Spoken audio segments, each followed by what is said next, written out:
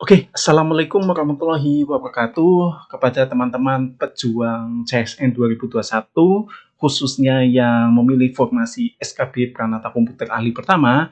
Jangan kaget ya bahwa nanti soal SKB Pranata Komputer Ahli Pertama itu sulit-sulit. Kenapa bisa begitu? Kita simak video berikut ini.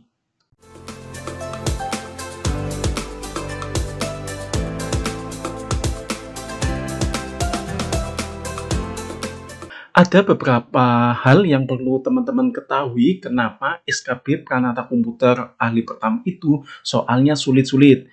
Yang pertama, itu materi SKB Pranata Komputer Ahli Pertama itu 50% merupakan materi kuliah S2 komputer ya. Jadi banyak yang belum tahu bahwasanya berdasarkan FR SKB Pranata Komputer tahun 2020, ada beberapa peserta yang soal SKB-nya mayoritas didominasi oleh materi audit TI, layanan TI, tata kelola TI, analisis dan perancangan sistem informasi, dan pengolahan data. Buktinya apa? Saya pernah tanya-tanya ke teman saya yang melanjutkan transfer kuliah S1 ya. Saya tanya, kamu punya nggak buku tentang audit TI dan layanan TI? Dia jawab nggak ada. Jadi materi-materi tersebut itu tidak ada dalam kurikulum S1 komputer ya. Kemudian saya googling dan membeli beberapa buku. Ternyata buku tersebut malah ada di buku bahan ajar mata kuliah S2 komputer. Nah, masalahnya teman-teman di sini kan lulusan S1 ya. Jadi nggak heran jika banyak teman-teman yang terjebak ketika menjawab soal. Kemudian alasan yang kedua kenapa soal-soal dalam SKB Pranata Komputer Ahli Pertama itu sulit, yaitu tidak lain karena soal-soalnya berupa studi kasus. Bagi saya, soal-soal berupa hafalan merupakan soal-soal dengan tingkat kesulitan paling rendah ya dalam pembuatan soal. Karena kalian cukup membaca aja, kalian sudah bisa menjawab. Beda cerita jika soalnya berupa studi kasus. Mau open book sekalipun, jika kamu nggak paham, ya tetap aja salah dalam menjawabnya. Oleh karena itu, kamu perlu membaca materinya secara lengkap dan utuh agar bisa memahaminya. Tidak bisa hanya berupa ringkasan-ringkasan aja. Terus gimana solusinya? Ada dua cara agar kamu bisa memahami soal dalam SKB Pranata Komputer Ahli Pertama. Yang pertama yaitu belajar mandiri.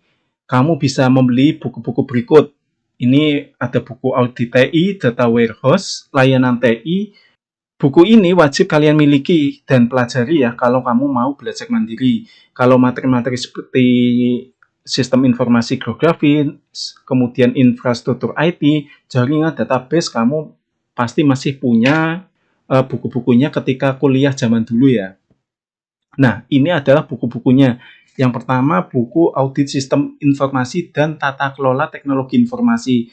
Ini terbitan dari Primakarya ya, karangan I Putu Agus Swastika dan I Gusti Lanang Agus Raditya Putra. Nah, buku ini sangat recommended sekali untuk teman-teman belajar tentang audit sistem informasi.